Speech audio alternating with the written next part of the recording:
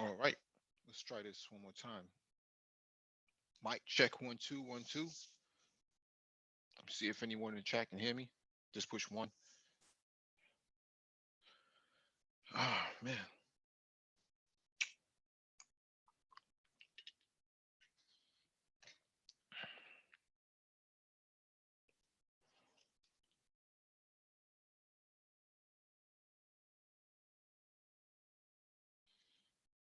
Okay, we got confirmation from Super Triz. All right, welcome back to the Black Brain Trust. This is episode 348, Geopolitics.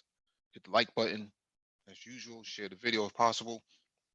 Hit that notification bell so you get all the updates from the Black Brain Trust, including those posted on the community tab. Docket in description beneath the video for you to follow along with. Let me start from the top. What's going on, DJ Moss? What's going on, Dante? DE Raptor, Shalom. Super Triz, what up?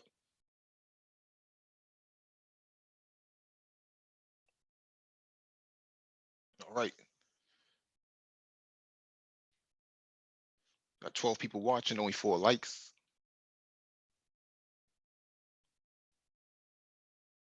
We got 1 dislike already. Interesting.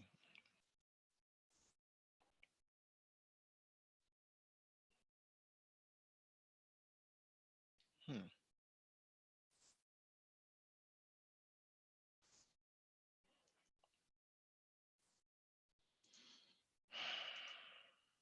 All right, let me see if I can try this again. All right.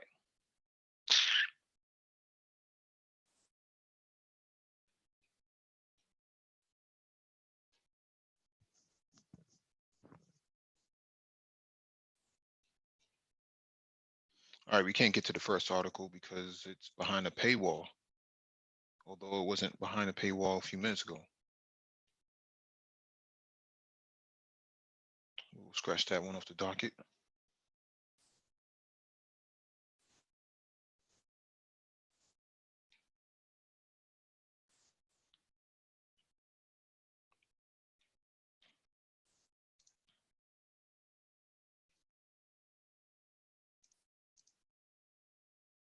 If you want to get on the panel, link will be in the chat. Just make sure when you click on the link and you're in the waiting room, raise your hand, or else you will not be advanced to the panel.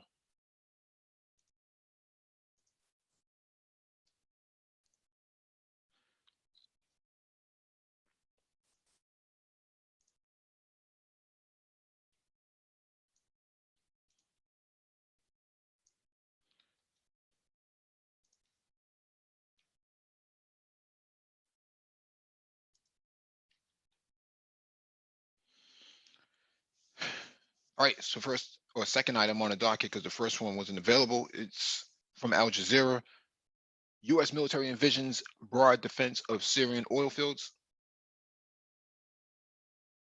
United States will repel any attempt to take Syria's oil fields away with overwhelming force, whether the challenger is Islamic State of Iraq in the Levant or forces backed by Russia or Syria, the Pentagon has warned.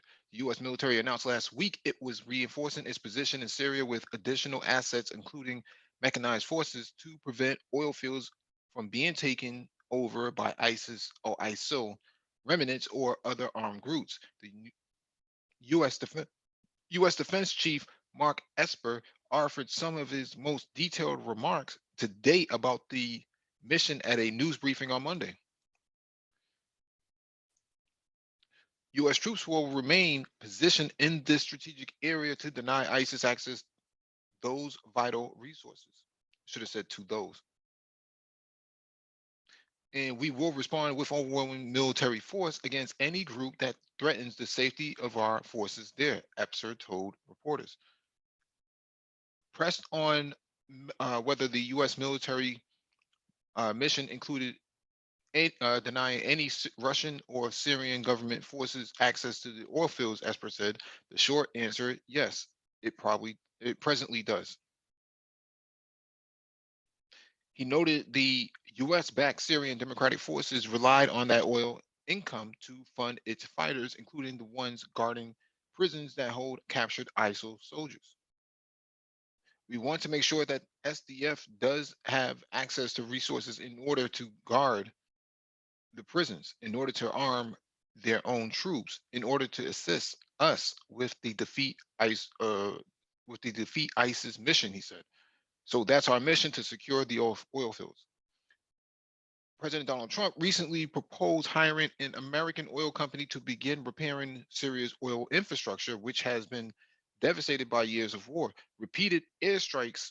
airstrikes against facilities for oil storage, transport, processing, and refining starting in 2015 inflicted heavy damage.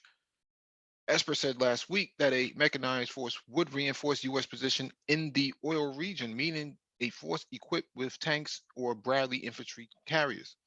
On Monday, he provided no details about the makeup of the force.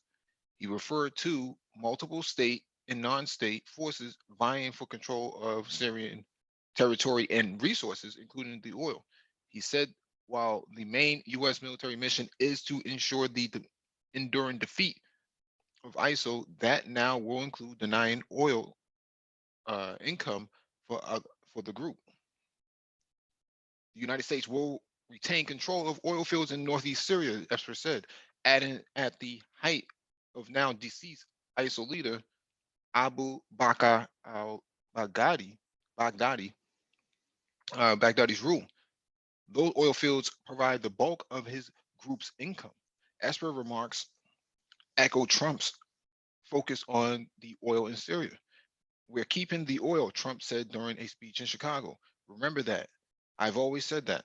Keep the oil. We want to keep the oil. $45 million a month, keep the oil. We've secured the oil. The area has been the scene of unusual confrontations with U.S. forces, such as a one-sided battle in February 2018, in which a pro-Syrian government force reported to be mainly private Russian Russian mercenaries, unleashed an artillery barrage near a small U.S. military outpost.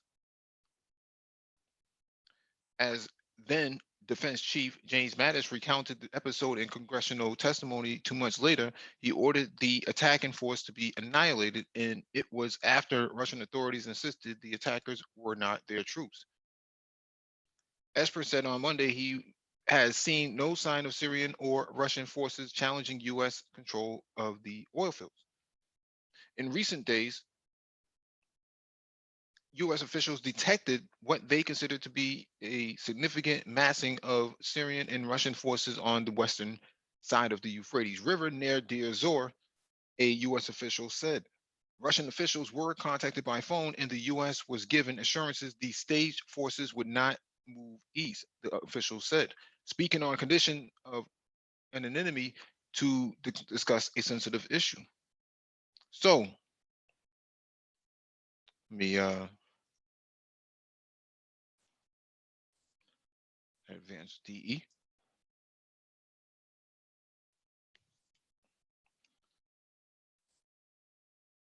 Hey, what's going on, DE? Good, Mike. How you doing? Oh, good. Let me add some volume because I can't really hear you.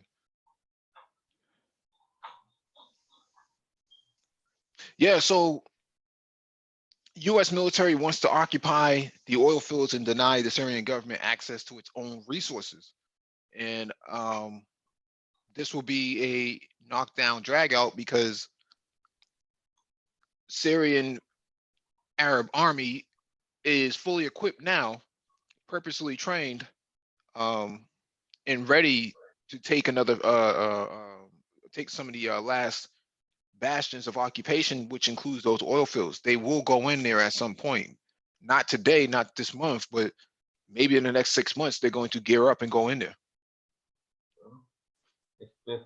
If Syria take all the rest of the country and then deny air access to those oil fields, guess what? Nobody can get in. Mm-hmm.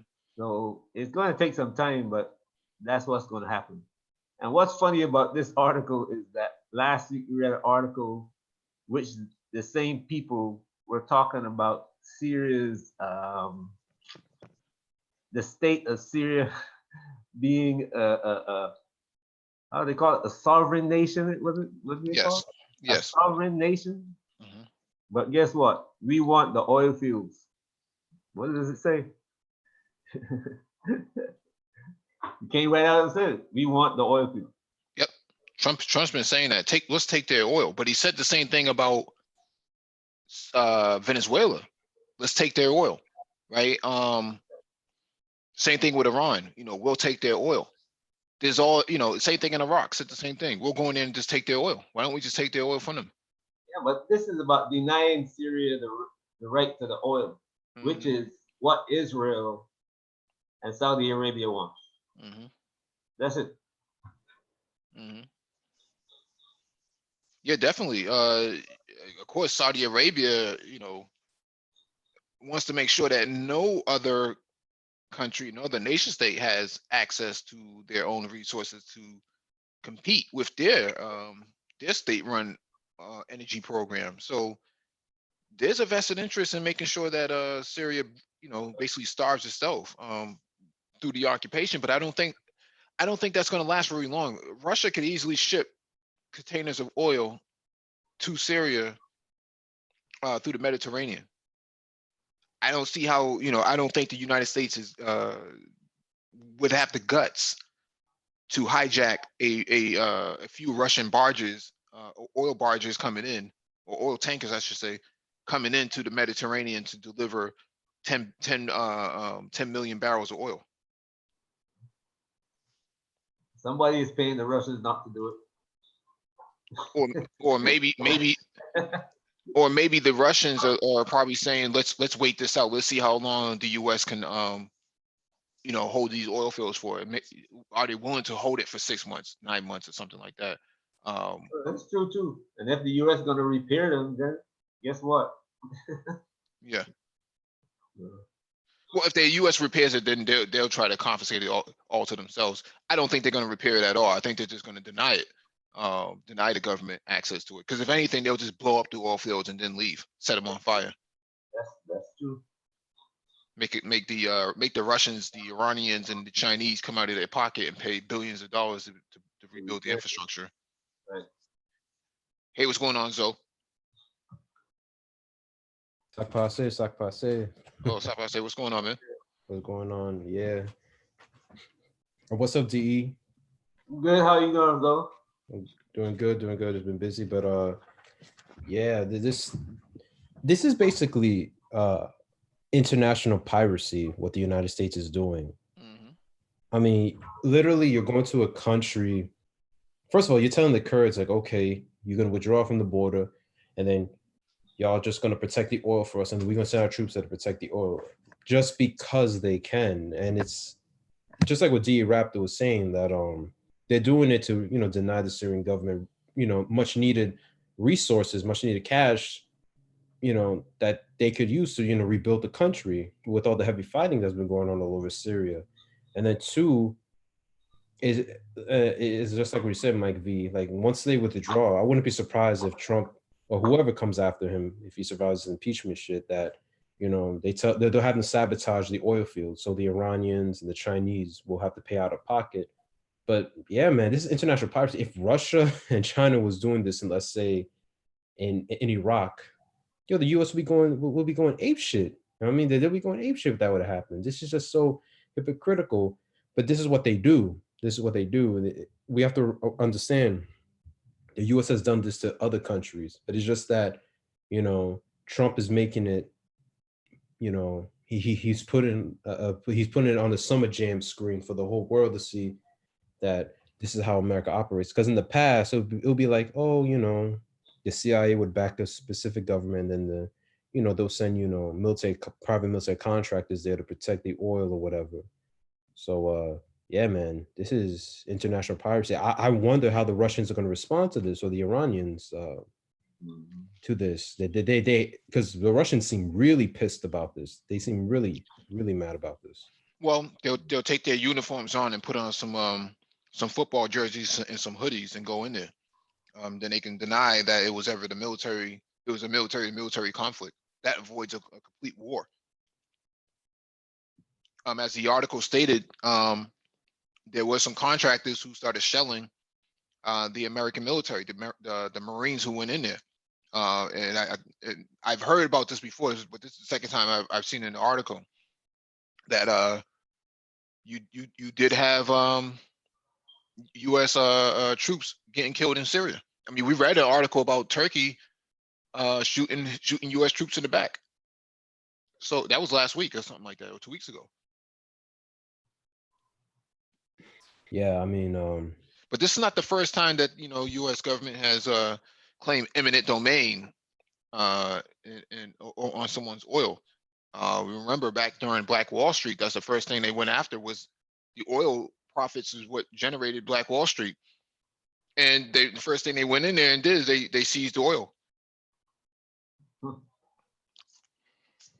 yep, yeah, because oil is a precious resources. I mean, I mean, you have all these countries basically saying that we're moving away from fossil fuels and all that, but at this moment, oil is the blood of the global economy. So, and if you have any significant amount of oil in your country or whatever, that brings necessary revenue. That brings a lot of revenue.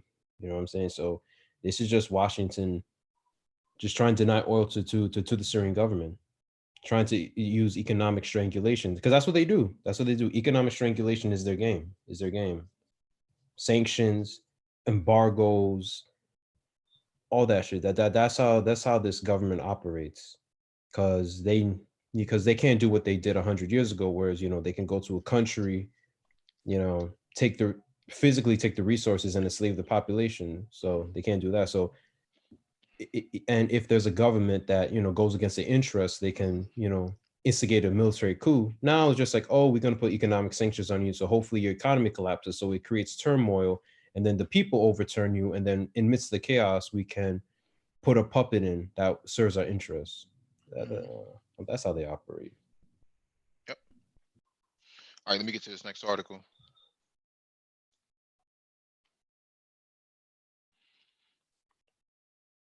All right, this one is from quartz.com. These photos show African delegates enjoying the best of Russia's unique hospitality. Interesting. Kalashnikov. Yo, those AKs look nice. Yeah, I think that's an AK-100 right there. With the attendance of some 40 African heads of state in the Black Sea city of Sochi, the opening day of the inaugural Russia-Africa summit kicked off with a bang. Russian President Vladimir Putin gave an introductory address that positioned its renewed push in the continent in the Soviet tradition of fighting colonialism.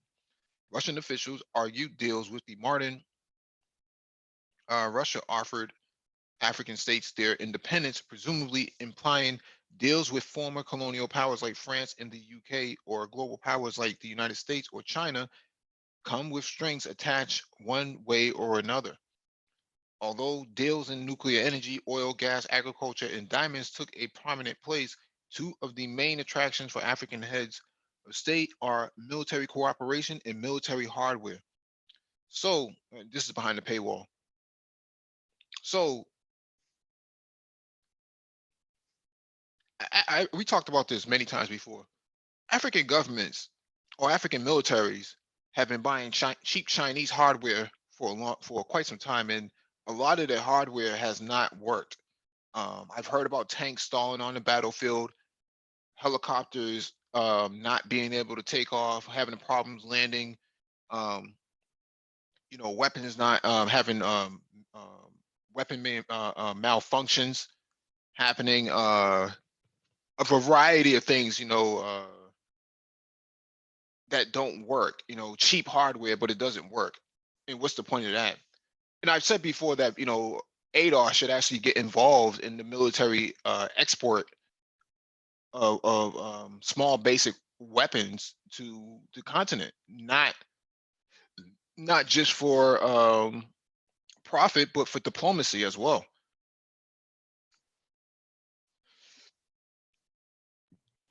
I agree.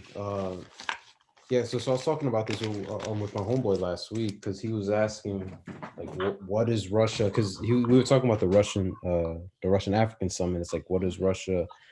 What's Russia's interest in Africa? And you know they see Africa as a globe. The Africa is a growing economy. The continent is booming. There's so much potential there, but also Russia wants another market to sell its weapons, and Russian weapons are pretty cheap, but cheap is a derogatory word, pretty cost effective, and they work. And these African militaries, for the most part, they get shitty weapons from China, shitty weapons from the UK, from France, um, from all these from all these countries. So uh, and the major concern for Africa is security. You know, there's a lot of ungoverned space in Africa, especially in the Sahel region, thanks to the intervention in Libya that caused all that chaos in the Sahel region. So these African governments want better weapons to combat these militants, to combat these, you know, warlords, these, you know, these militias that still plague them. So so Russia sees a need, like they see a market where, hey, you know, we can sell them these weapons that are not expensive, but they're really effective. And for me, this is the most important step these African countries can do is get control of their borders, you know, clamp down on these militants, you know. It can Well, be done. It can be done. well, I don't know if so much um it's the militants, right? Because your basic police force should be able to handle that. But um I think most African governments are looking towards the future. Um, Now is the time to start building your military. It probably takes you about 30 years bare minimum to have a fully functional military on board.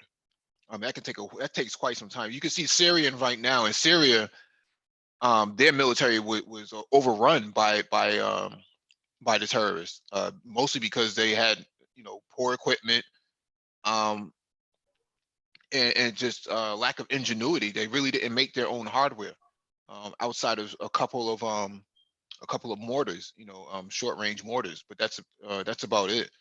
Um, so you know, lack of structure in their military and police force is what got them overrun. Now they've rebuilt it since 2014, 2015. They've restructured their military, and now you see it's very comparable to the way the Russians run their military. And the Russians have redeveloped their military structures to replicate that of the United States. So they have a lot more special forces to come in and do things rather than just have a whole bunch of grunts running around, um, you know, with Kalashnikovs. So you know, the African governments have to look forward to building a strong military. They don't. No one wants to end up like Libya. No one wants to end up, you know, getting bombed and overrun by a foreign power. Especially some of these oil-rich states like Nigeria and Kenya and whatnot, and gas-rich states like Algeria. They don't want to be victims of foreign powers coming in, get caught with their pants down. Well, Yeah, exactly. I'll go sorry. on DE. One of the biggest problems in Africa is that the presidents all keep their militaries in bad training, Mhm. from what I see. And I mean, the last one that I've seen operate is Nigeria. And Nigeria used to have a so-so military. Mhm. But look at the deterioration of Nigerian forces in the last 10 years. I mean, now they can't even defend I mean, Mhm. so it's all over Africa. It's the same thing. The president will send a few of his forces maybe to England or France or Mhm. Russia or China to get them a little bit of special training. When they come back, they're going to protect him, and he's Yep. going to pay them more than he paid the rest of them. Mhm. But the rest of the military, you know, if he has 10,000 in the military, there's 500 or 600 that get paid well. They eat well. They protect him. They live in his compound or close to him. and the rest of the guys are like policemen on the road. You know, they roadblocks and this kind of foolishness. I've seen it myself, and these guys don't get paid. When I drive by them and says, "Hey, can I, you know, can you get us some coffee?" You know, so I gotta pull out a 50 or 100 pesos or naira or dalasi and hand it to them to buy some coffee. You know, because I know they're not getting paid. So that's one of the problems. The other problem is that Africa doesn't produce its own weapons. And the leaders, given all the money that they've been getting for years and years and years, take for instance the guy in not Gambia, well, he was in Gambia, the man in charge of Gambia, you know, he was there for 25 years and the Gambian army don't have any weapons, you know. They were using baseball bat. They were using cricket stumps and yeah, and baseball bats. Ghana is the same thing. Ghana don't produce any weapons. From the time, I mean, I like Rollins, and Rollins came in. When he came in, I liked what he was doing, but then he turned just like the rest of them. And the guy in Uganda, he's been there for how long, and nothing, nothing whatsoever. Everywhere in Africa you go, you can see the same. Yeah, You know? I mean, this is, I've been banging on this drum for over a year, that this is where ADOS, all of these black men, BMs in the military who have military experience should have been working on military contracts to actually export to the continent. They've been dying for these type of things.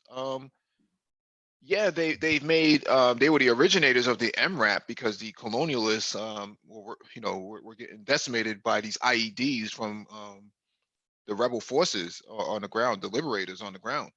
But since the colonialists have left, a power vacuum, no one has built anything. Well, And that's where I think, ADOS could have took some, Ford F-550 pickup chassis, put some armor on them and started sending, those sort of vehicles over there just with that alone.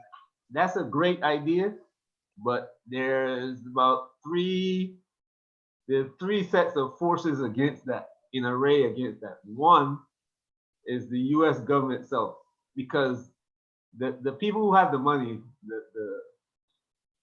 the BMs in this country who have the money, their only duty is to follow orders and keep the. You see what's going on now in the YouTube spaces with BM and BWs going at each other, manosphere, they turning black men into women and black women into men. That's their job. And as long as they do that, they get paid. They get to keep their $1 billion and their jobs on Wall Street or whatever the case might be, and they're safe. The other thing is, one of the other reasons why they can't do it is because the US don't want African connection with us. And the other one is that if we put our intelligence into helping the Africans, then the force that they're going to build or develop, the British and the French won't be able to fight against. And NATO, that's part of NATO. So you get into a real big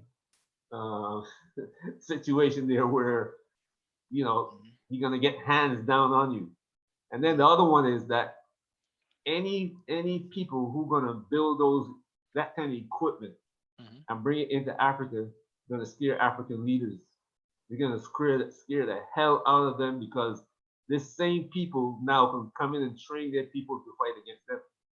Yeah, that's always the worry, right? Saudi Arabia has the same concerns, right? That you train all these people, and then all these guys with these fighter jets and whatnot, man, may end up bombing some of the monarchy, you know, a lot of the crown princes and whatnot. So Yeah, next thing you know, you have a military coup. yeah. Basically. Yeah, but I don't think ADOS would actually, you know, launch a coup on the continent. They may launch a coup in the United States. If anything, the only coup that really needs to take place is the gynocracy. But that's a whole nother subject. But so let me make one more point. But if ADOS, if there's an, you know, like an ADOS private military contractor, like private military contracting company,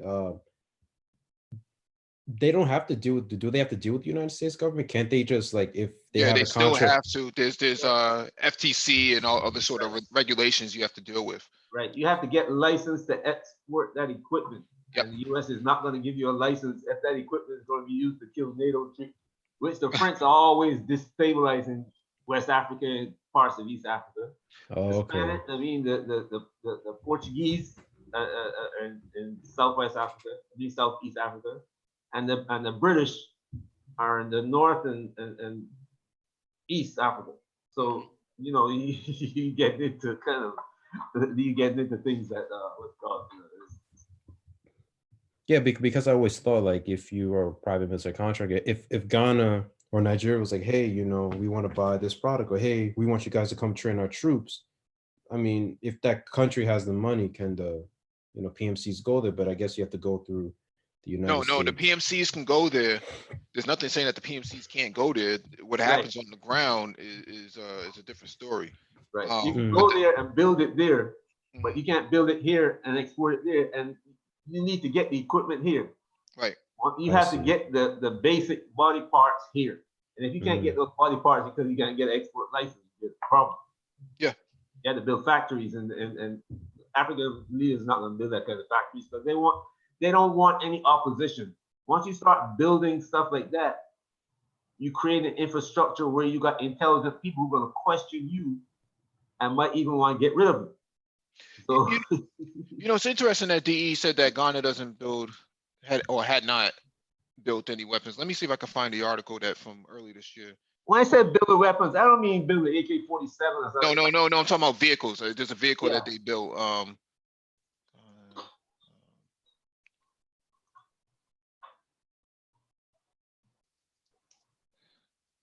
See if I can find it.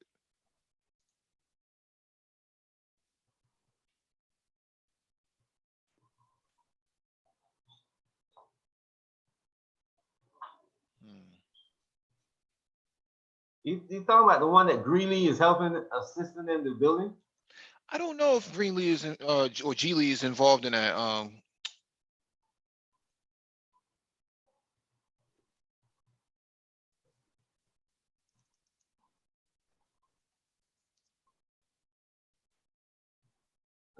Oh, here it is right here. I found it. South Africa is involved in starting to build some of their military equipment. Someone's trying to get on the panel. Super Triz, let me advance him. Yeah, let me share my screen real quick. So this is what I'm looking at right here. I saw that they built this last year. Okay. Yeah. Troop carrier. Yeah, that's a troop carrier. Oh, wow. Yeah, they built that themselves. So that's like an IFV, like infantry. No, it's APC if anything. It's more of APC. Okay. Yeah. But I think it's built off of like a Toyota Land Cruiser or something like that. I really don't know, but it is interesting to see that they built this indigenously. It has a lot of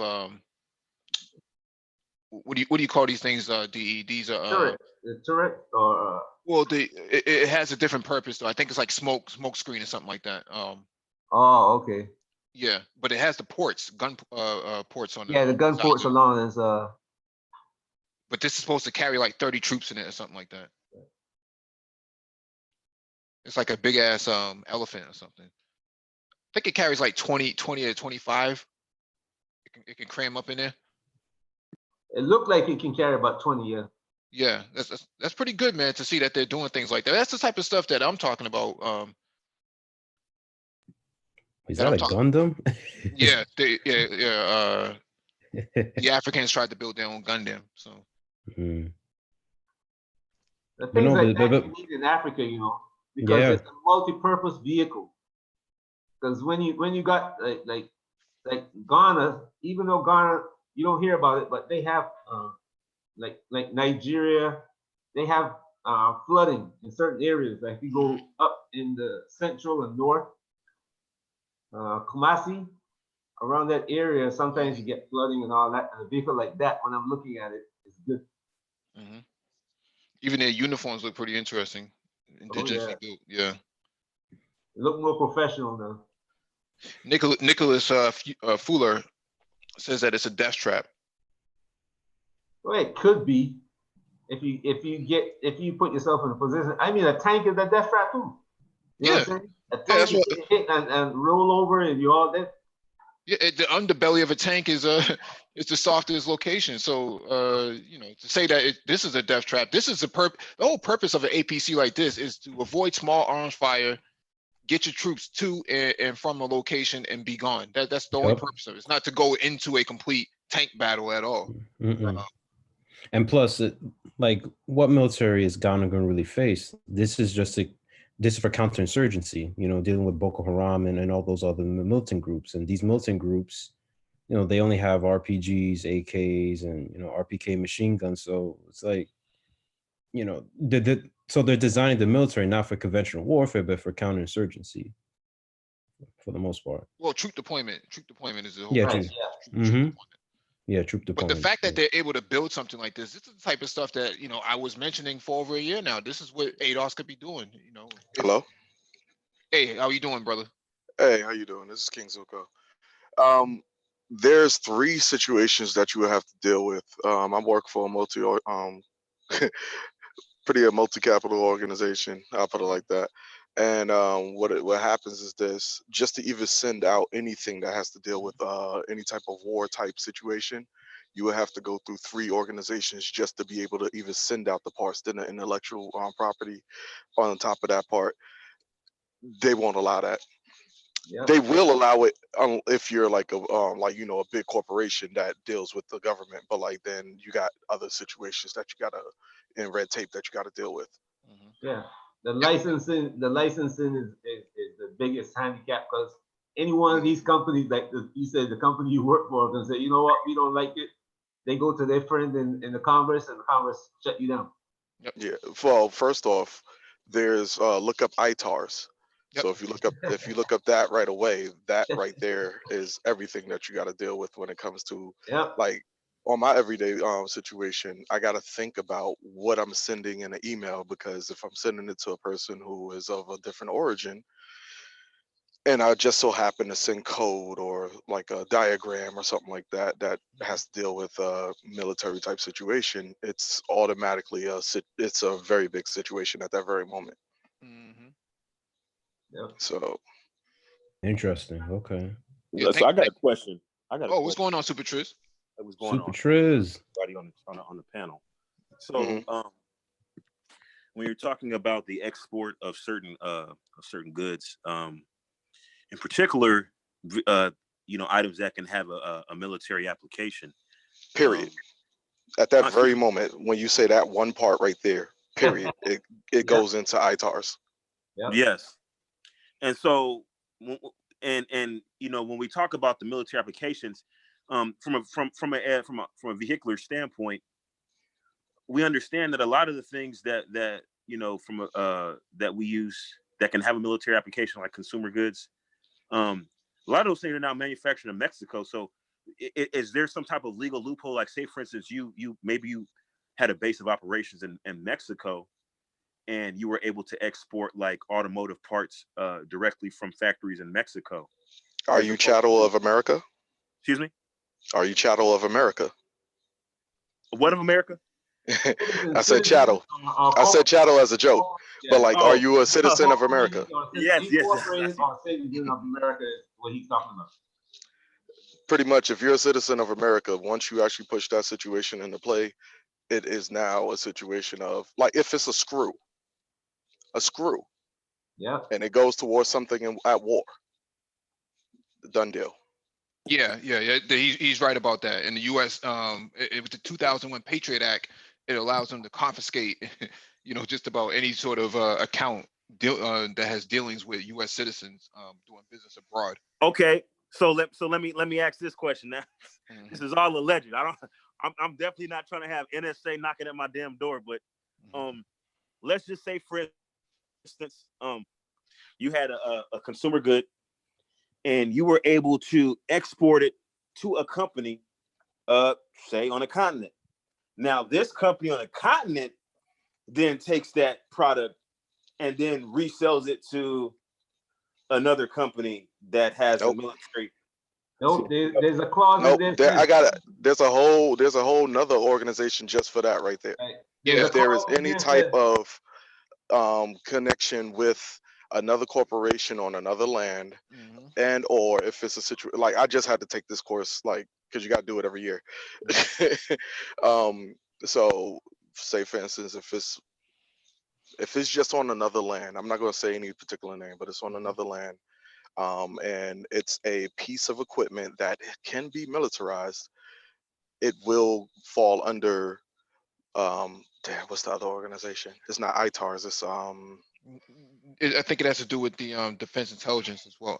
No, it's not. It's not that. I know what you're talking about because I've had to take that same thing for cybersecurity. But yeah, same here. yeah. So like every time you do that, period, point blank, every time, if it in any way, shape, form, or fashion has any type of application towards militaristic activities, that once they see that it has some type of militaristic activity, if you don't take those parts that do have that capability out, or if you don't disable it when sending it to some other place, or if you don't have any type of business with, let's say, with us, that makes it a situation where you can put it out there at that Mhm. very moment, it's illegal. Yeah, if anything, everyone is, even something as much as a pencil that could be sharpened into a weapon. They consider that a military application. every one of those organizations have a clause that's in use. So Hmm. wherever it ends up, you are responsible if you're a U.S. citizen or U.S. corporation. And if you're connected to the situation of it being sent out by accident, you will be investigated. I got investigated by accident. That's good information. Let me jump to this next article. We're kind of behind. Hmm. All right, this one is from Reuters. Russia lands nuclear bombers in Africa as Putin hosts continent's leaders.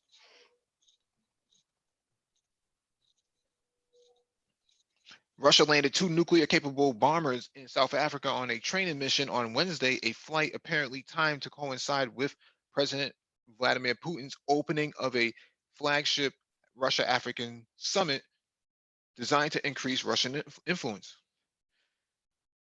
The 2 Tupolev Tu-160 strategic bombers touched down at uh, Waterloo Air Force Base in Shawang on Wednesday, the South African National Defense Force said. Russia's military of defense has said the mission is designed to nurture military ties with South Africa. Interesting.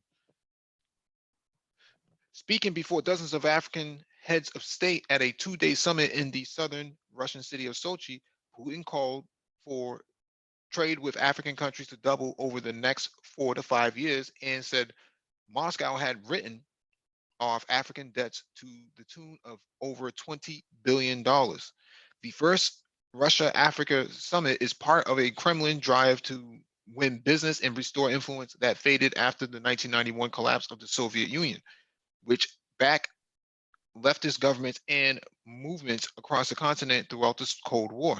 Many Russian companies have long and successfully worked with partners different from the most different sectors of the African economy and plan to expand their influence in Africa. We, of course, will provide support at the state level, said Putin. The prize is greater political clout on a continent with 54 United Nations member states, vast mineral wealth, and potentially lucrative markets for Russian manufactured weapons. But Russia is starting from a low base. Although it has enjoyed considerable success selling arms to African countries, Moscow lags far behind competitors in trade terms. Russia says its trade with African countries rose to $20 billion last year, but it did not rank among the top among the continent's top 5 largest partners for trade in goods, according to Eurostat. The list was topped by the European Union, followed by China, India, the United States, and the United Arab Emirates. As it noted the arrival of Russia's warplanes, the South African National Defense Force praised what it said were strong diplomatic links between the countries.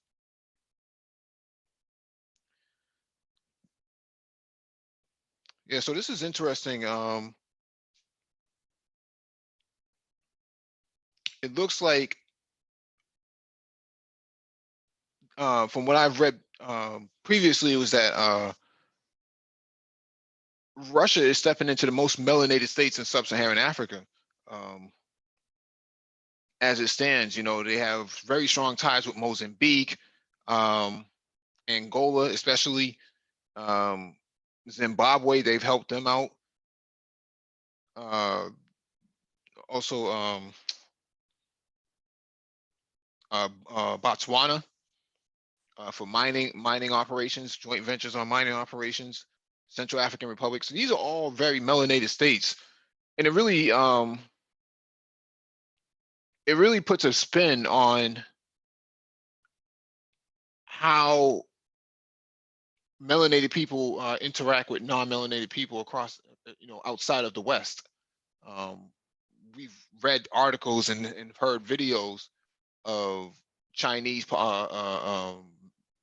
politicians referring, or diplomats referring to people on the continent as our brothers, as our sisters, and things of that nature. My brother, or with the accent and whatnot. So what it sounds like to me is that everything's going east, and potentially, America's going to get left behind. Their business dealings with the continent is significantly lower. It's 1/5 of what China does business with on the continent of Africa. So I don't know, man. This AGOA, African Growth and Opportunity Act, that allows for 0% tariffs or duties, duty tax on goods coming from the continent and the Caribbean, doesn't seem to be helping.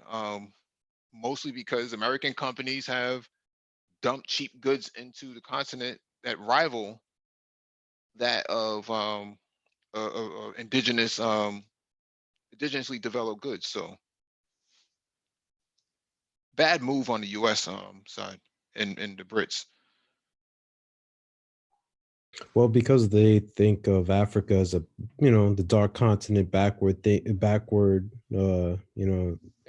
so they don't see any point in investing into Africa. But now they're bitching about the whole thing because they're like, oh shit, China's developing Africa. Africa's growing real quick. They're like scared, but they don't have no strategy on how to, counteract China in Africa. Because deep down inside, I mean, we have to look at it for what it is, man. Deep down inside, like the white folks in the West don't want to develop Africa. They don't want to. They can't bring it to themselves to do it because, I think BGS said it, because they see Africa as a potential rival that would, once it's developed, is going to look for revenge. Like you know what I'm saying? They're going to be like, oh, word, you did this to us. You did colonialism, the transatlantic slave trade, and all this shit. I bet. So when our time comes, we're gonna clap back at you. So I think it's one, fear of that if they develop Africa, Africa's gonna turn against them, and then two, they still have that racist belief that, oh, these Africans are inferior. They're never gonna get their shit together. But they're gonna be surprised though. Yeah, I think Another thing though, I think those are very sorry. good points you just brought up. I think there's no question about it that they definitely have those fears, but they never really had a long-term plan for Africa. They always looked at it from a standpoint of being a hegemonic type of United States empire, and we were just going to consistently keep our economic hitmen in there and do all the same crap that we were going to do and kind of exploit the continent. We really did not plan on seeing other major players in there like China per se. We always knew Russia was there because Russia, Cuba was in there. Certainly fighting against South Africans with the ANC, certainly going against the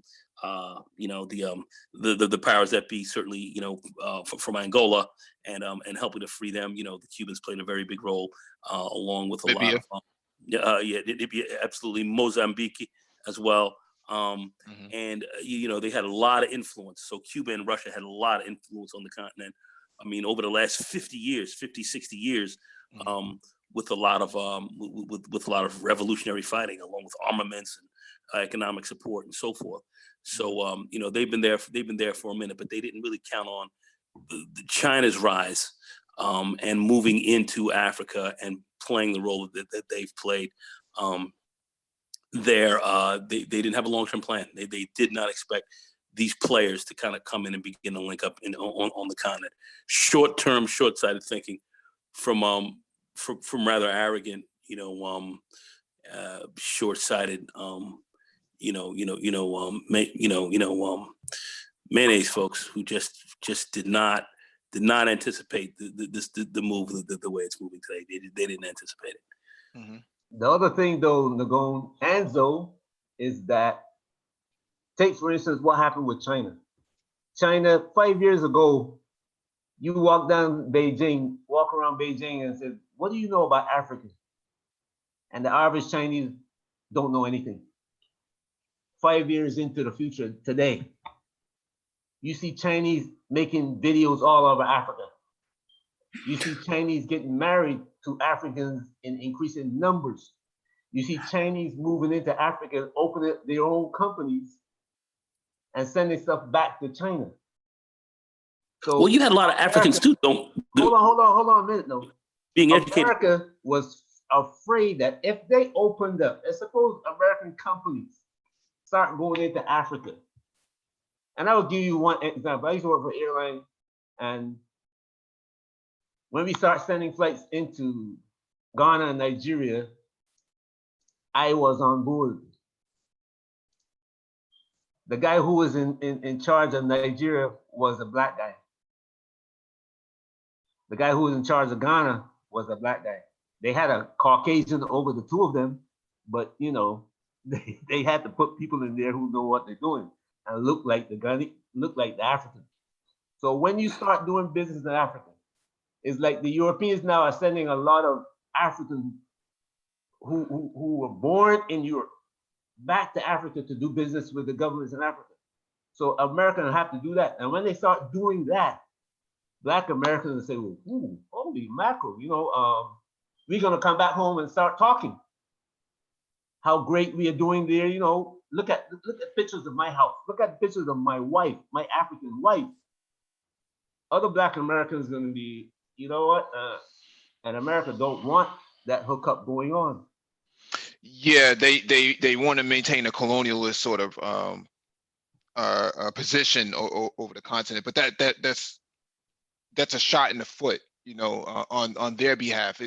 You can't run a unipolar society. It just doesn't. It's not sustainable. It doesn't have any scalability, and you can't only knock down. I mean, you can only knock down governments for so long before obviously the stronger powers like China and Russia and India, they're only going to tolerate that for so long before they decide, okay, enough is enough. Very, very short-term thinking on the United States. Very short-term. Thought things were going to go. Their big lack of anticipation was they lacked to anticipate the rise of China. African students have been going to China, have been educating China for quite a while. In fact, some years ago, they actually had some racial issues between African students and Chinese students because African students were coming over, doing very well. They started, getting real live with the Chinese women, and then they were playing a lot of African music, and the Chinese girls were going crazy over these dudes. Yeah, out there twerking. Yeah, the Chinese girls were going nuts over the brothers with no asses. Those Chinese girls have no asses over the African dudes, and they had a lot of problems. So they had some racial issues, and them little Chinese dudes were coming over. They were getting all pissed off. They were getting tight. They were starting to fight these guys. So they did have some issues in the student unions.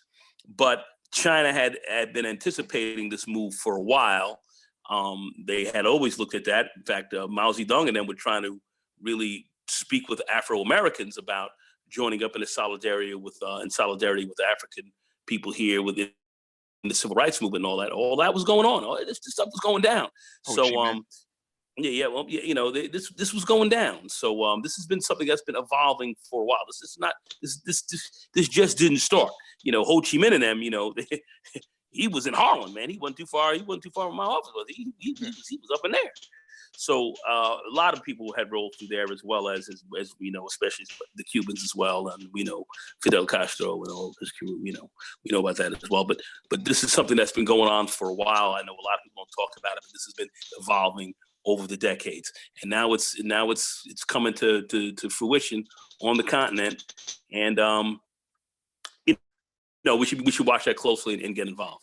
I know people don't think this way as much, but we should be thinking this way because they certainly are, and this is only going to grow.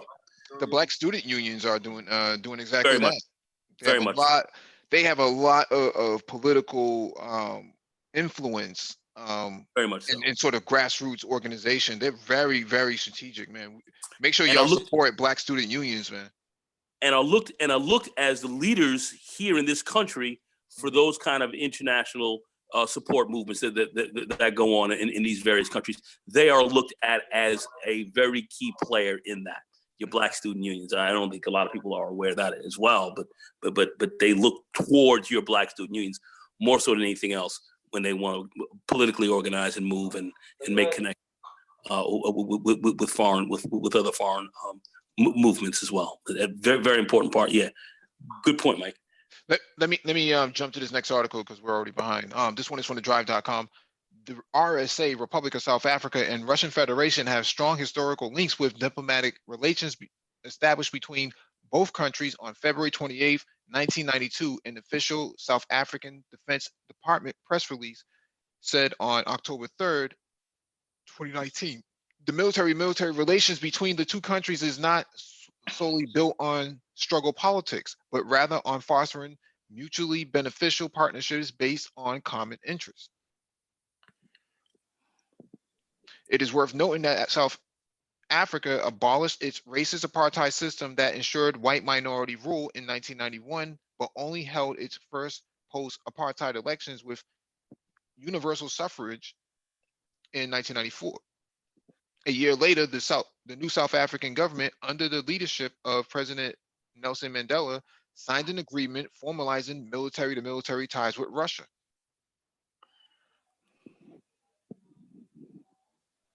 For the Russians, the deployment is a visible demonstration of the country's ability to conduct military operations far from its own territorial borders.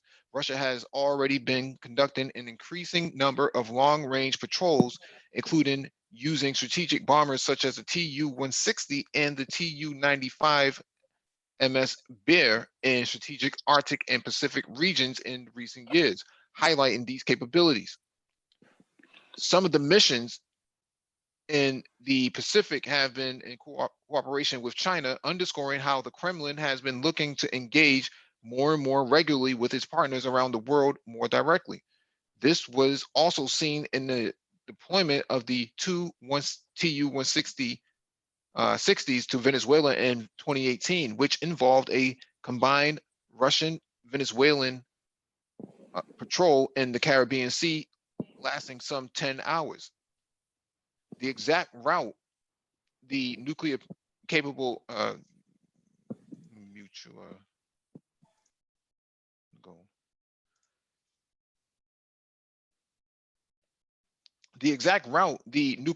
strategic bombers took to South Africa, and how many times they needed to refuel in midair is unclear. It was reportedly one intended specifically to demonstrate the Blackjack's range capabilities. I've been told that the Tu-160s are taking a longer route that's almost entirely over the ocean. Darren Oliver, the director of African Defense Review, who was the first to call attention to the Russian Air Force's visit, wrote on Twitter. A similar strategy was followed when Russia sent a pair of Tu-160s to Venezuela a few years ago shows impressive range. It is very possible, if not probable, that we will soon see the Tu-160 flying with South African combat aircraft, potentially on a major long duration patrol near the Antarctic region. South African Air Force Gripen fighter jets and Hawk jet trainers were supposed to escort the Tu-160s to Waterkloof, but it is unclear if the Gripens actually participated in the event. Hawks did greet the bombers and accompany them to the South African base.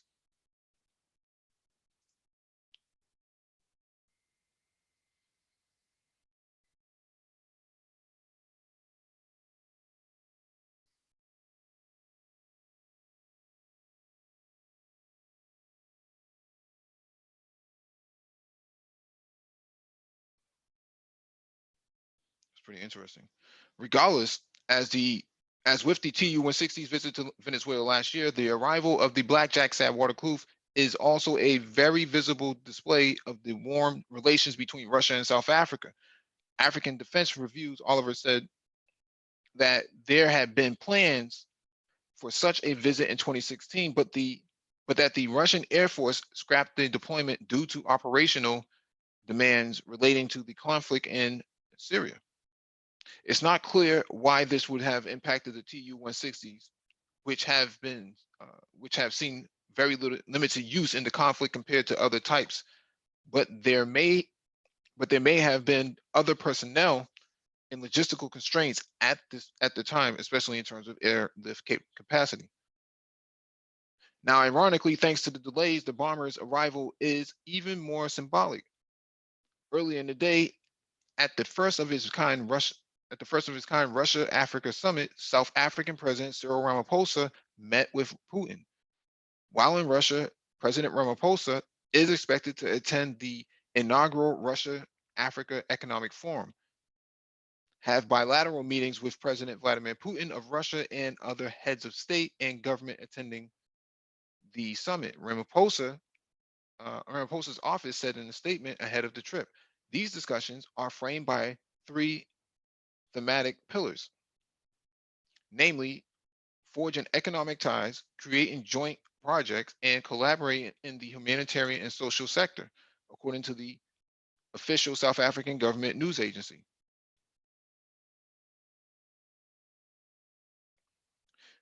We see how an array of Western countries are resorting to pressure, intimidation, and blackmail of sovereign African governments.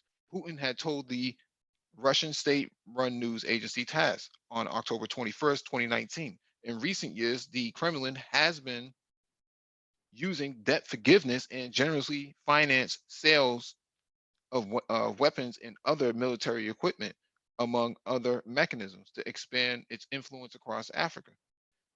Trade overall with African countries was worth the Russian Federation approximately $20 billion in 2018, nearly 4 times what it was a decade earlier.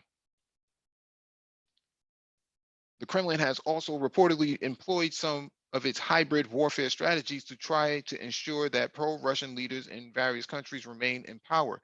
Last year, there were reports that the ostensibly independent Russian private military group company, Wagner, which has close ties to Russian intelligence agencies, if it is not taking orders from them directly, was working with the government of Central African Republic, CAR. That country has been in the midst of a civil strife since 2012, but the government reached a deal with a number of armed groups in February of this year, though there are reports that fighting continues. Heavy weapons are necessary for us to create effective forces, CAR President Faustin Tudera said in his own meeting with Putin at the summit in Sochi, where he also thanked Russia for its previous military assistance and asked the Kremlin to help get a UN arms embargo on his country lifted entirely.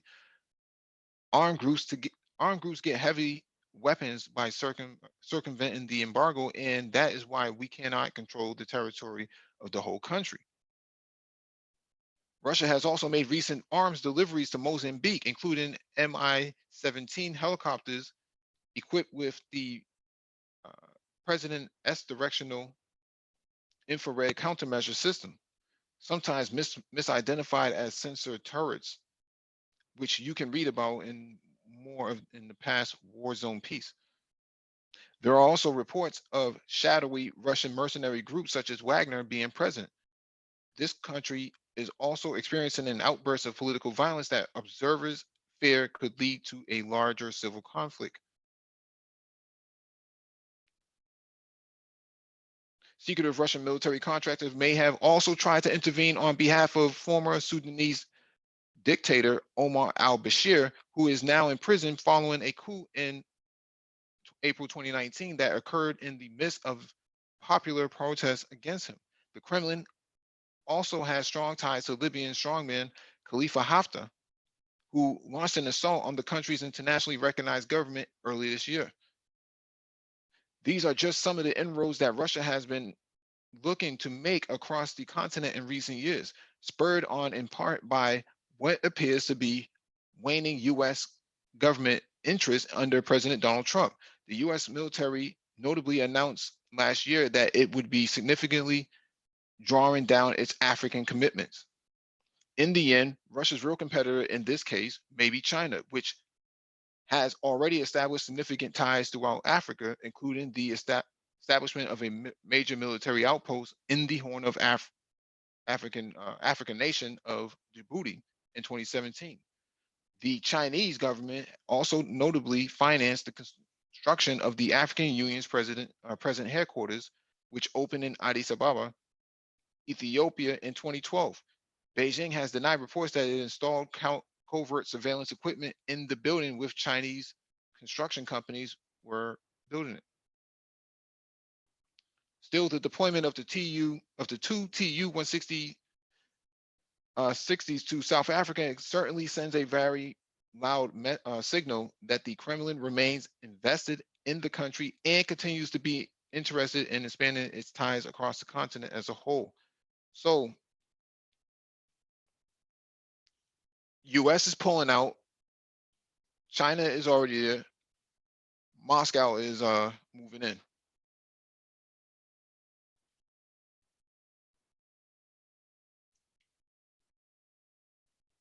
I mean, this is the beginning of a multipolar world, and this is the reason why I'm for multipolarity, because it gives poor countries that have been victims of colonialism a choice that they don't have to deal with the West. And this is very interesting that I never knew Russia was in Mozambique and in the Central African Republic.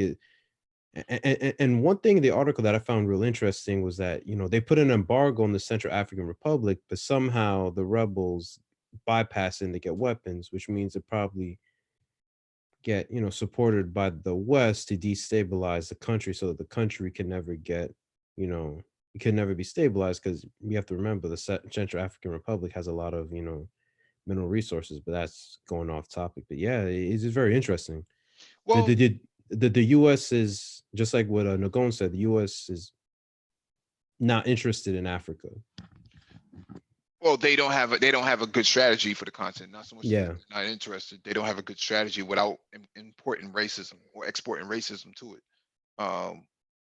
It doesn't help that you have this tangerine tyrant in the White House, and he's politically ignorant. He sent Rex Tillerson over there to do business on the continent, and then he recalled him back. I think he was only over there for like a day or so, and he recalled him back for whatever reason. And Rex Tillerson said, "This is madness. This is crazy.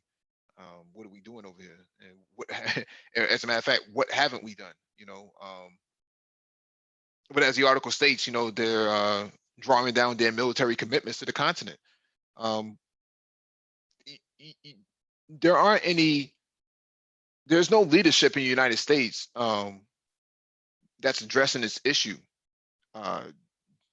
What they should have done, at least what Obama should have done, he should have organized a pro-Black committee covertly under his belt and just sent them over there, and let them do the business, because that's exactly what most of sub-Saharan Africa was looking for. They was looking to do business with Obama. They was holding out. Even Gaddafi said he's a son of the continent. He's a son of Africa. Why not do business with him? Only to find out he got his head blown off trying to do business with him. Well, the problem was with our brother is that he was the face of the White House, but he wasn't running the White House. Mhm. You understand? He had to give everybody else what they want, Mhm. and then what little he could do, he had to try to do for Black Americans, not Africans per se. Mhm. Anything that he did for Africa he had to show that it was strategic against the Chinese or Russians. Mhm. Poor Yeah. strategies. Poor strategies they had, and the least he could have done is could have went over there with his dashiki or something. Yeah, he didn't have a strategy. He went over there. I know the argument is, hey, Africa should have supported, Gaddafi, but Africa, they didn't have the military powers Yeah. to really deal with the issues that were coming in from a proxy perspective, coming into Libya, where America played a very big role. Obama's role primarily was to fix the economy, put a cover on that, try to get this thing straight. And that was kind of it. His policy to Africa and so forth was I don't think it's much different than the policies that we have currently now. Even though the Tangerine Tyrant, he's not too bright, but I think it was basically a Western hegemonic type of view, and look at Africa as how they traditionally looked at it, which was bad. That was bad. What wasn't sharp vision in many respects, but that's kind of how we look at it. We're gonna have to make some changes in seeing that now. That's pretty obvious, because our strategy in Africa is not going to play to our favor.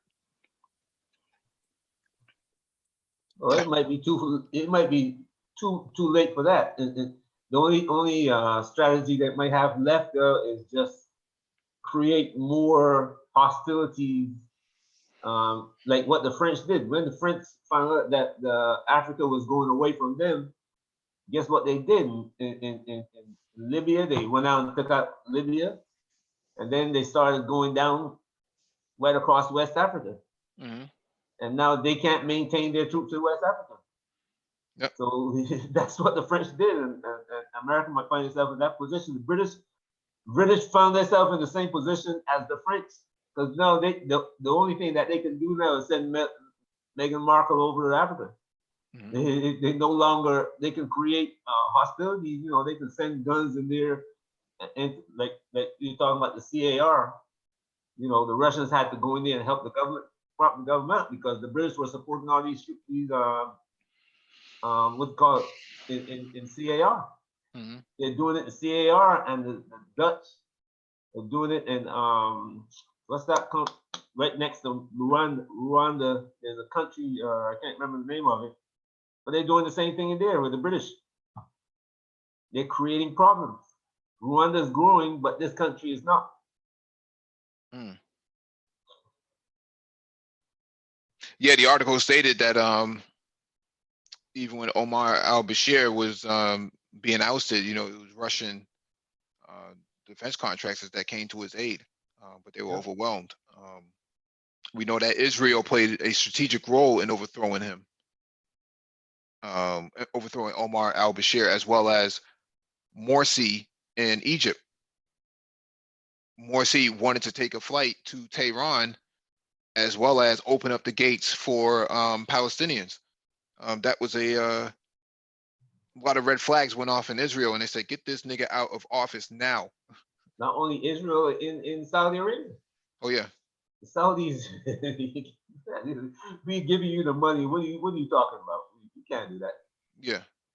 Yeah. Yeah, because the Sudanese was thinking about withdrawing troops from Yemen because the Sudanese troops were getting like slaughtered over there, and Sudan was like, "Why are we over there for? Let's withdraw." And then that's when Saudi Arabia and Israel ganged up on Bashir. So yeah.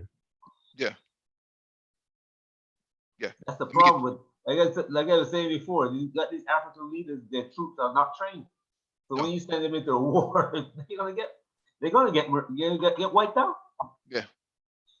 Yeah, they're basically rednecks on the continent, man. No real no real formal training. Just they can shoot a gun but can't really move in formation. All right, let me get to this next article. This one is from Stratfor. Turkey may have stepped on into its own endless war in Syria. I think this is behind the paywall. Let me see if I can.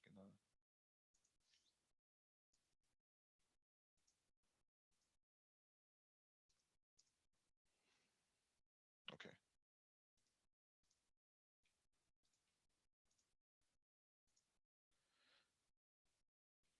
The Turks have always pursued an unhappy policy in regard to native populations, wrote German General Erich Ludendorff of his World War I Ottoman allies. They have gone on the principle of taking everything and giving nothing. Now they had to reckon with these people, Kurds, Armenians, and Arab tribes, as their enemies. The Turkish army, driven out of Syria after 4 centuries in 1918 by the British and native populations, is back. Turkish President Recep Tayyip Erdogan's involvement in Syria reverses the policy of the Republic's first president, Mustafa Kemal Ataturk, that kept Turkey out of the Arab world. Ataturk looked westward and saw the futility of returning to lands that had rejected Turkish rule. The arrangement worked for Turkey until 2011, when the uprising in Syria opened the way to foreign interference. The United States, the United Kingdom, France, and Saudi Arabia, Qatar, and the United Arab Emirates were backing assorted militias in their effort to depose Syrian President Bashar al-Assad. Erdogan would not be left out. His border with Syria offered the most extensive terrain for infiltrating fighters and war material. Moreover, his Justice and Development Party had a long friendship with Syria's Muslim Brotherhood, whose attempt to depose al-Assad's father, Hafez al-Assad, in 1982 ended with the infamous massacre in Hama. Erdogan looked to the Muslim Brotherhood and its offshoots to play a leading role in the resistance to the younger al-Assad. In 2012, a Syrian former cabinet minister told me that Erdogan had asked al-Assad to put Muslim brothers into his cabinet. When al-Assad refused, the former minister said Erdogan made clear that he would back all efforts to remove the president and replace him with Islamists. One of the stated reasons for excluding the Muslim brothers, in addition to their history of violent opposition and the regime, was that Syria had not legalized religiously based political parties. Advance the goal real quick.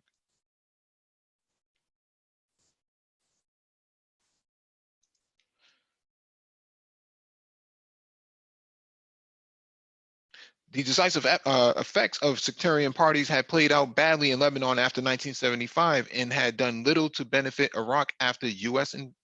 invasion in 2003. Al-Assad countered Erdogan's support for his opponents by allowing Turkey's Kurdish Workers' Party, PKK, to threaten Erdogan from Syria. The PKK was instrumental in the formation of the Syrian Kurdish People's Protection Units, YPG, that fought with the United States against the Islamic State without joining the US-backed opposition to Assad. Erdogan went step by step into Syria, opening the borders to jihadists, facilitating weapons deliveries, and when needed, backing the rebels with firepower, as when Turkish artillery shelled the Armenian Syrian village of Kasab before the Islamists conquered it in March 2014. Barely 1 year later, Erdogan sent Turkish troops over the border on an innocuous mission, codenamed Operation Shah Euphrates, to rescue the remains of Suleiman Shah, an ancestor of the first Ottoman Sultan. Erdogan's next venture into Syria was an all-out invasion, Operation Euphrates Shield, ostensibly to combat Islamic State militants, but effectively to force the YPG to retreat from the border zone in the northwest. Then came Operation Olive Branch from January to March 2018 in the largely Kurdish province around Afrin. In that onslaught into a hetero peaceful corner of northwestern Syria, Turkey relied on about 25,000 free Syrian army and other rebel fighters to occupy towns and villages instead of protecting vulnerable civilian rights. These fighters are perpetuating a cycle of abuse. Human Rights Watch declared.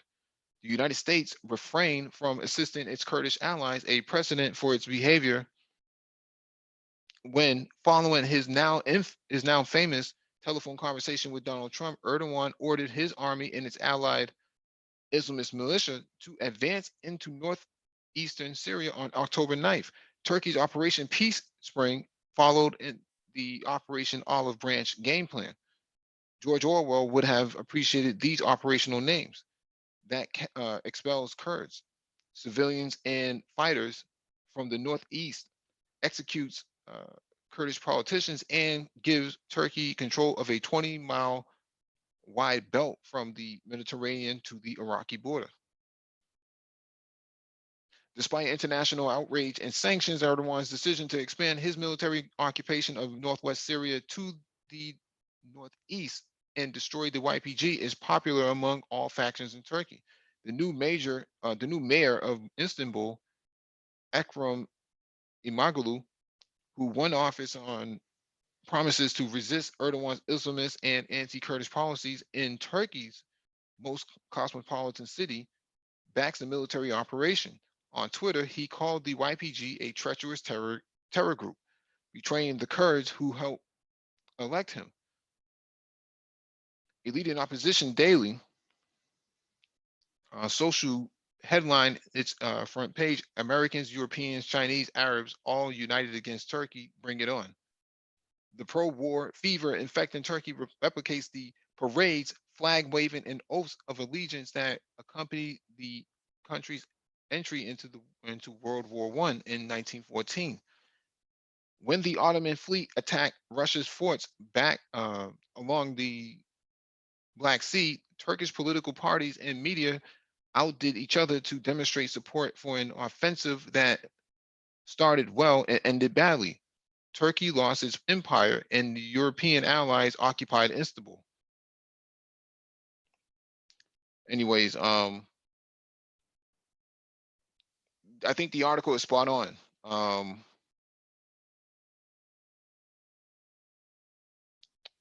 Turkey will find itself in a perpetual war. Don't forget that they have these problems with Greece. Don't forget that they also have the Armenian genocide to reconcile with, that the United States is now backing the Armenians. They sent Kim Kardashian up there. She has security clearance in the White House now. And you also have Turkish dissidents in the United States, who basically playing in the NBA and other forms of business, telling the the Turkish government to go screw. What Erdogan did in Syria, in Syria has been a major mistake, and many Turkish nationalists are very embittered against Erdogan because Turks, for the most part, especially Turkish nationalists, they look down on Arabs. They see Arabs as inferior, so they did not want to be involved in the civil war Syria. It's like, yo, we don't want to be involved in this because this could lead to some major blowback. Mm-hmm. And then look what happened. They take most of the Syrian refugees. The Syrian refugees are settling in these cities, and of course, there's racial tension. A lot of the Turks don't want those Syrians there anymore. So Erdogan is stuck in a rock and a hard place because he wanted to do this offensive to clear the Kurds out, so all the Syrian refugees out of Turkey, he would just push them all into Syria. But the problem is, the problem is they can't turn their backs on the rebels. You know what I mean? Because if they turn their back on the rebels going to turn against them, and then that's when shit could get real ill for for Turkey, because they're fighting against the PKK insurgency, not only in not only in southern Turkey, but also in the border with Iraq as well. So that shit could just get crazy if they They have if they have to fight both an Arab Syrian uprising and a Turkish insurgency. They can't handle that. So well, in too deep. it's more of a morale issue as well, because if Turkish soldiers start getting popped by all of these fighters on the ground, that can ruin the morale of their military, and they may not want to go in there.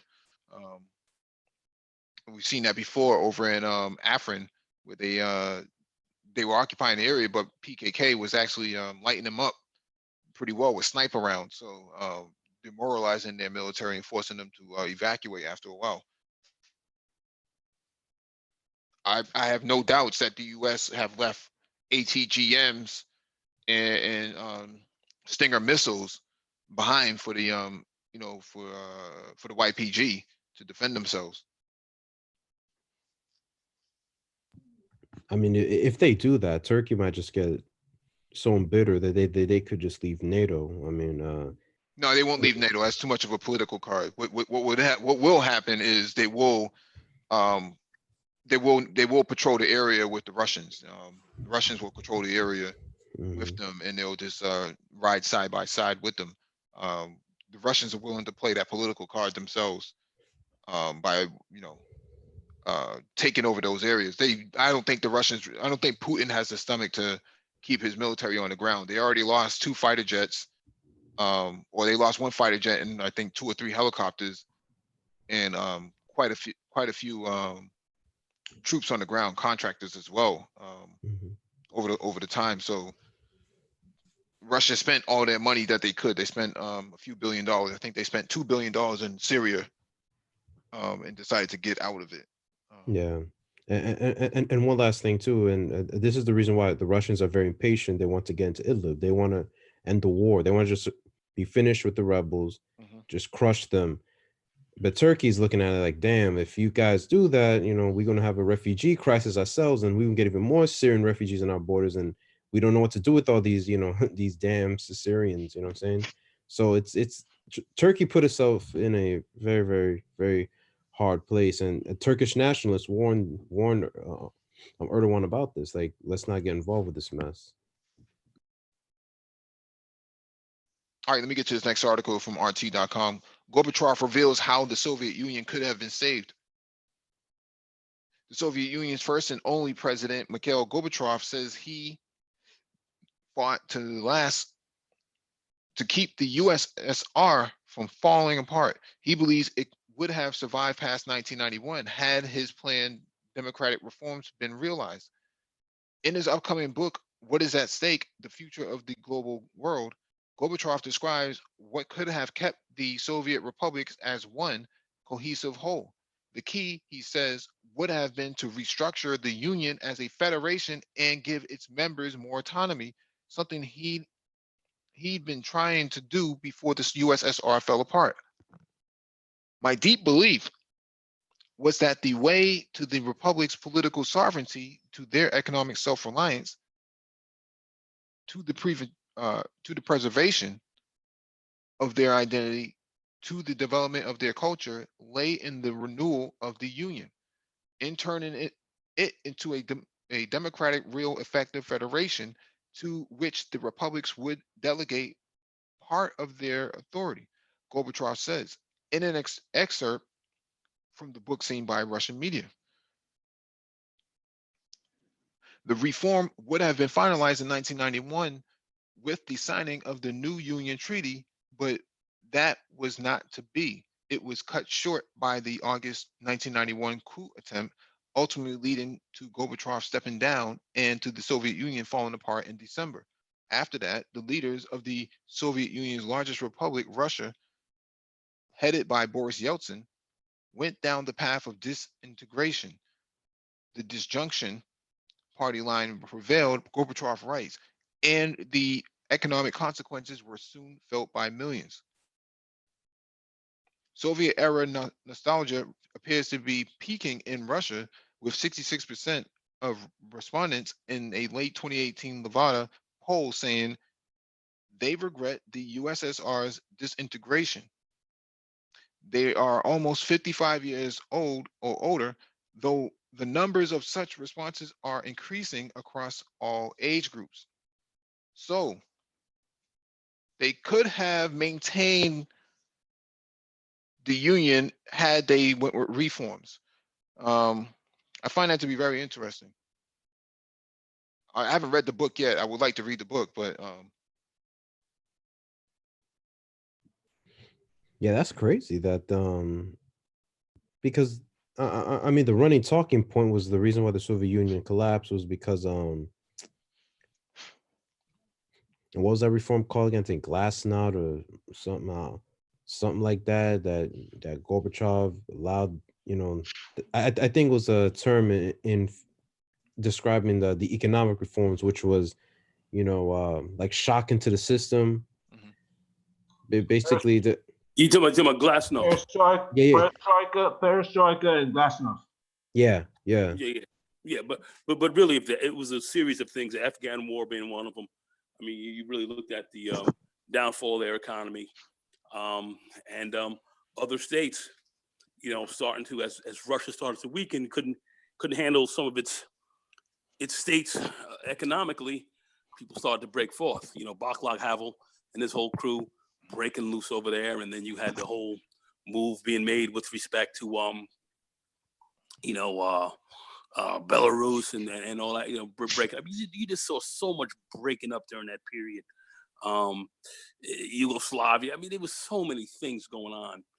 Russia just couldn't handle it, and they screwed their economy up. You know, they followed behind some very poor advice that I think they got from the United States, if you ask me, and Yeah. and they just started to fall apart, man. They couldn't hold it all together, and they spent a crap load of money trying to get to Venus. Yeah. Well, No, they spent a crap load of money trying to keep up with the U.S., and the U.S. knew it. So the U.S. just try to outspend them in defense. You're right. Yep. That's what you just see the Star Wars. The Star Wars thing was just I don't know. I don't know how they believed in the Star Wars thing. And that. Well, they believe because Reagan was so out of it and so crazy that Reagan actually believed that we had it, and yeah. they actually thought thought that Reagan was actually telling the truth. You know, but Reagan was after he got shot, Reagan was out of it. He was like, "Yeah, we got the Star Wars program. Yeah, we can shoot you guys down." He was kind of like a quasi crispy critter at that time talking. But yet, you know, people were believing him. You know, people were believing him, and the Russians were buying it. They were like, they got to be hiding it. Reagan, I know he's got this stuff, and you know, and they went with it. So you know, they tried. You know, we ran them into doing a lot of crazy spending as well, but. A lot of that shit really started, man, from that Afghan war, and things started to, you know, to kind of really go downhill for the Soviet Union at that time. Yep.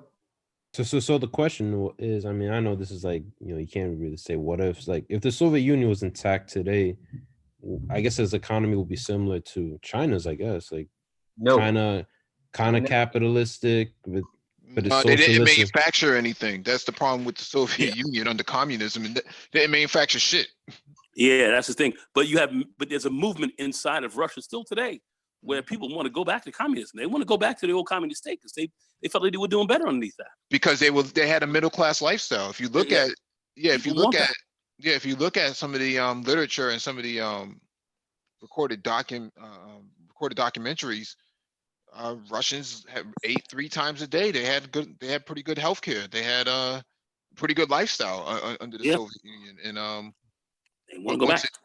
Once it collapsed, man, in 1991, man, there were bread lines for millions, man. The government couldn't afford to pay. I was there. I was in St. Petersburg, and I was in Moscow. It's back in 94, 95. And I can tell you this, they had a lot of crazy shit going on. And it was all about the money. And you had the average Russian wasn't making jack. They weren't making jack. They were making maybe 900 $1,100. If you were making $1,100 a month, you were coming off for real. I mean, seriously, it was. You know, the U.S. was actually paying their military. We were covering a lot of that. Yeah. Covering a lot of that. We were covering a lot of that. We went over that. When we started talking about the new Bretton Woods kind of deal, and and how that was becoming somewhat problematic. We were talking about spending a lot of money on covering the Soviet, covering the fallout of the Soviet Union. That was a big part of where we spent a lot of money. We spent a lot of money there, went a lot of debt on that. Yeah, everybody had a Yugo. Everybody had a white picket fence, or maybe Stoikio vodka bottles in their front lawn or something like that. I mean, they were doing well, man. From everything I've read, they were doing exceptionally well. And then overnight, this kaput, everything went to shit. Couldn't get their money out of the banks, and private companies couldn't afford to pay them. The same thing you see happen there is about to happen here now. Yeah, that's what I was getting ready to get to. That there is there could be a collapse that catastrophic in the United States, and a lot of people don't really pay attention to it. It's about to happen here. Yeah, That's and what how did to us. That's what the Middle East did to us. Afghanistan and the Middle East did to us what we did to the Russians in Afghanistan. Yeah, and what you have here is we've talked about this many times before. How does ADOS respond to an economic collapse where you don't have at least $1,500 in your bank account to savings account to actually cover you on some of these issues? And the crazy thing too is, like, when the Soviet Union collapsed, and my father always says it, like, and people at that time always said, like, not a bullet was fired. It just happened overnight. I mean, if something like that would have happened here with all these guns, man, it could get real dicey, real ugly, Get your passport now and get out of Dodge. Word.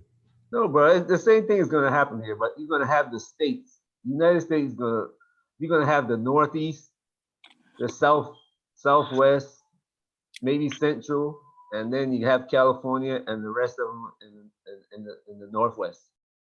It's going to go down that way. Just like how the Soviet Union broke up, the richer states going to have to leave the poor states behind. Yeah, the best advice I can give you, man, is to learn to speak Creole, man. I got that down packed. Haiti, I'm on a one-way ticket to Haiti, man. Probably going to the countryside. In the Western Hemisphere now. All right, let me get to this next article. This one is from presstv.com. Abu Bakr al-Baghdadi was an Israeli agent scholar. Trump announced Baghdadi's death in the military raid by U.S. forces in northwest Syria in an address on Sunday morning.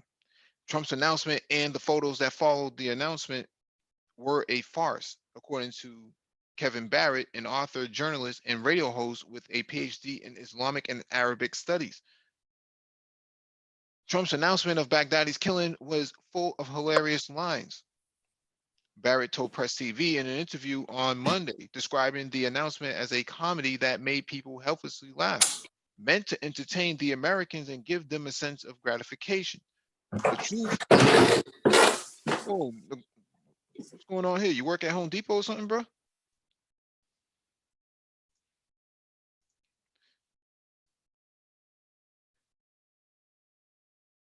The truth is that Baghdadi is in fact a U.S. or Israeli agent, Barrett noted, adding some reports claim that there is specific Israeli individual who has played this role. Meantime, Trump said on Monday that he was considering releasing selections of the video showing the U.S. military raid that led to the death of Baghdadi over the weekend. We're thinking about it. We may, Trump told reporters when he was asked about the prospect of releasing the footage of the raid. We may take certain parts of it and release it. Yes, he said. This guy has no fucking clue what he's talking about. Trump said he watched much of the raid in the Situation Room, likening it to watching a movie. Trump described Baghdadi's last moments as such, whimpering and crying and screaming all the way. Barrett likened the announcement regarding Baghdadi's death to the announcement of killing former Al-Qaeda leader Osama bin Laden. As with bin Laden, Baghdadi's remains were allegedly dumped into the sea. Barrett said both the staged killings were fake.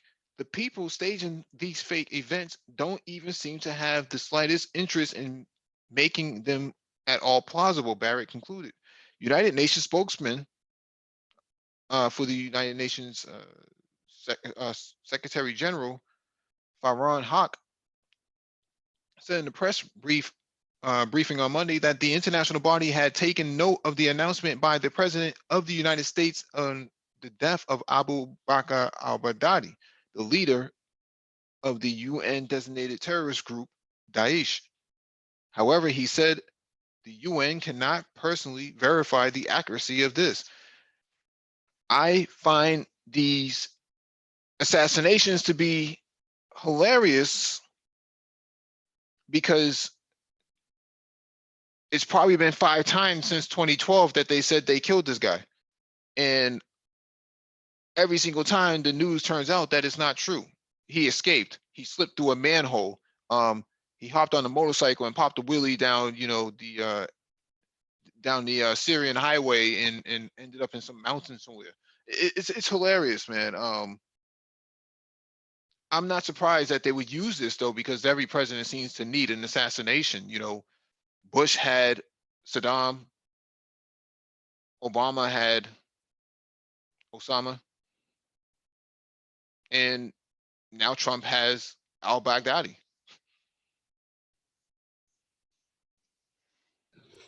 And the one thing I find ironically is like it happened like right around the time that Trump was withdrawing troops into Syria, and then people were getting mad at him for withdrawing troops, and all of a sudden, yeah, we killed we killed Baghdad, so it's all good. So ISIS is finished. So before he changed his mind to stay in Syria to protect the oil. So I find ironic that happened, and it's like, and if and correct me if I'm wrong, didn't Obama did the Bin Laden raid like a year before his reelection, and then Trump is doing the same thing a year before his reelection. So it's like I don't know. It's so suspect to me, like strange timing that this all happened. Mhm. What's interesting is they care about spreading his ashes in the ocean, but when it came to black men, they just left him strung up from a tree. Strung up in a tree and just left there for days, man. It's just crazy. And yeah, and it's funny too, like this country, in the past they had no problem showing like dead enemies of America. I mean, I look what they did with Che Guevara. They made a point to like show his dead body to the world, say, yeah, this is what happens when you try to fuck with us. Mhm. But then for some reason, for Bin Laden and for al-Baghdadi, they don't show the images. I mean, they would say, well, it's too graphic. Well, I mean, you guys release images of dead combatants all over the internet. Not even dead Soldier. combatants. They left Michael Brown in the street for hours. Yep. Exactly. You know what I mean? Like, so they have no problems with that. And yet, we have to bury them as Sikh, following Islamic, rules or whatever. I don't know. Because this shit it sounds so shady and fugazi, and it's happening right before Trump's reelection, and then the same shit that happened with Obama. Bin Laden was killed a year before the 2012 election. So Yeah, I mean, Nicholas Fuller in the chat says, was Osama bin Laden ever real? I think this guy was actually real.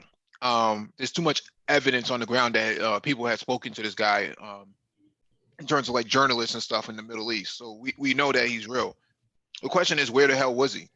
For all we know, he could be, down in little Cuba, sipping on, not sipping on anything, but smoking a cigar or something like that in some tinfoil roof outside the ghetto, man. Probably in a senior citizens home, which your tax dollars paying for it. And the crazy thing is, and plus I remember this like right after 9/11, because there was like, oh, Bin Laden has like kidney issues. He can't be in the mountains for too long. He might die. He needs like a dialysis machine or whatever. And Yeah, uh, they all this stuff about telemedicine. Maybe we can help him out or something like that. Just all silly stuff. Let me read this last article and then we can move on. We have to close this hangout down. All right, this one is from the MoscowTimes.com. Russia's inaugural Africa summit, Moscow sells sovereignty. I'm not going to read this whole thing. Our country played a significant role in the liberation of the continent, contributing to the struggle of the peoples of Africa against colonialism, racism, and apartheid, he said. Although ties deteriorated after the collapse of the Soviet Union in 1991, traces remain. The Mozambique flag, for instance, carries the Kalashnikov rifle. Those themes were echoed throughout the two-day summit in Sochi while Putin met with African leaders for negotiations. Both Russian and African officials and businessmen spoke in an adjacent forum that ran the gamut of topics, from humanitarian cooperation to media relations to infrastructure development. In session after session, speakers emphasized partnership over aid and sovereignty over fealty. Throughout the summit, officials and business leaders could use the Russian tools which seek to hasten that new order. Outside of the event space, Russia's defense export agency, Rosbroshno Export, the largest arms exporter to Africa, displayed armored Humvees and a MiG-35P attack helicopter replete with rockets. Inside the agency, manned a stand displaying Kalashnikov assault rifles and grenade launchers, where officials and businessmen posed with the weapons between negotiations. Stands also displayed in the latest virtual reality tech. Several of Putin's bodyguards even dabbled in a VR hunting game on their break. One scored the best shooting accuracy of the day. No shit. The sessions were packed with others close to Putin too. One speaker, the billionaire Konstantin Malofeev, had long been the major financier of the Kremlin's drive to spread so-called family values abroad. Last year, Malofeev funded a gathering of the World Congress of Families, a US and Russian-led coalition of right-wing Christians who oppose same-sex marriage and abortion. Now he is being tasked with Putin's turn to Africa. Regime change is promoted by the West to keep African countries scared and weak, so the West can influence them. Malofeev said during one of several sessions with the word sovereignty in the title. And we in Russia know what we're talking about because we've come a long way to win our economic sovereignty.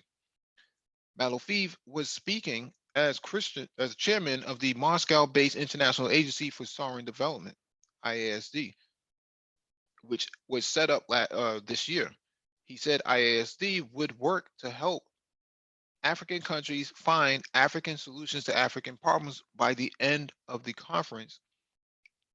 On Thursday evening, IASD had signed on to advise the Democratic Republic of Congo, Guinea, and Nigeria in efforts to attract $2.5 billion in funding through sovereign debt. Russia hasn't promoted sovereignty everywhere in the world, namely along its own borders. Malofeev, for instance, is under US and EU sanctions for his role in financing pro-Russian separatists in eastern Ukraine, as if to highlight his role in undermining sovereignty. Malofeev's close friend and first prime minister of Ukraine's self-declared breakaway Donetsk People's Republic, Alexander Borodai, sat among the audience during the session. The DPR broke away in a conflict fomented in the aftermath of Ukraine's Maidan revolution after its pro-Russian president vetoed a deal to join the European Union.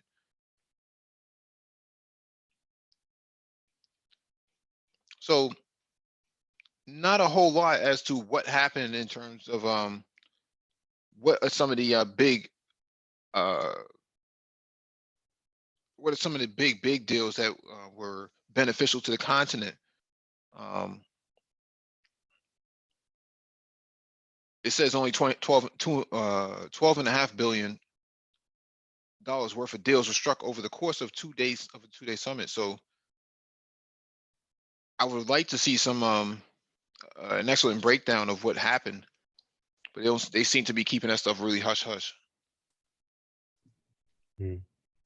I guess they want to keep it hush hush because they don't want the U.S. to interfere. I guess that there's that aspect of it, but yeah, man. Just like what you said before, Mike, in previous live streams, Russia sees the potential of Africa. India sees the potential of Africa. I mean, China's already there. It's just these Western countries, whether it's the European Union or the United States, are trying to either just not try to even participate in the affairs of Africa, or they're just they're just trying to stifle everything. They're just trying to stifle, trying to kill, Chinese citizens here and there using, militants, and of course, CIA agents over there in the continent to try to slow things down. But it's not working to slow things down, and they don't really have a strategy for Africa. They don't know what to do with Africa, because for them, the strategy for Africa, from what it seems, is like, well, we have AFRICOM. All right, let's try to stop these militants, and let's help Somalia fight against Al Shabaab, and let's help Nigeria fight against Boko Haram, and that's it. Like, they don't have no economic strategy to deal with Africa, because, like you said, it's rooted in racism. It's that racism. They think Africans are inferior, that it's a backward continent, they'll never get their shit together, and that sort of thing. So yeah, it's very interesting that Russia, white ass Russia, wants to deal with Africa. Meanwhile, the United States has a significant Black population, doesn't want to even deal with that scoffs at the idea of dealing economically with Africa. It's crazy. Hey, Zoe, the other thing is, if you let Africa rise and you got, I don't know, 25 million, 50 million Africans living in Europe, what's going to happen to them? They're going to start feeling powerful now. They're not going to feel like they're under your heel anymore. You understand? So Europe going to have a big problem. And then America with their 50 million here. And then Brazil and Colombia. Guess what? This world is going to be in turmoil. They're going to be getting kicked left and right. So they got to continue. They have to contend with all of this blowback from the past, and they are scared, and I don't blame them. But the thing is, how can ADOS, benefit from this? I mean, 2053. The 2053 is the date, man. I mean, we're scared, bro. I can tell you, we're scared. We're scared. If you listen to ADOS people talk on YouTube, they say, "Look, why would I go to Africa? They don't have any welfare." When I hear that, I'm saying to myself, yes, the women get paid by the government. You understand?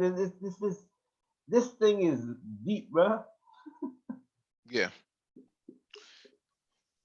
Yeah, it's a paradigm shift that many have not anticipated, and their livelihood has been slowly dependent upon a caste system that kept melanated people oppressed. Now that they're not oppressed, then you'll have some serious contentions. It'll be a cultural shock for a lot of mayonnaise people. So, all right, let me end this now, man. Thank you all for joining us, man. Hit the like button if you have not already done so, and share the video if possible. And make sure you subscribe and hit that notification bell if you're not already a subscriber.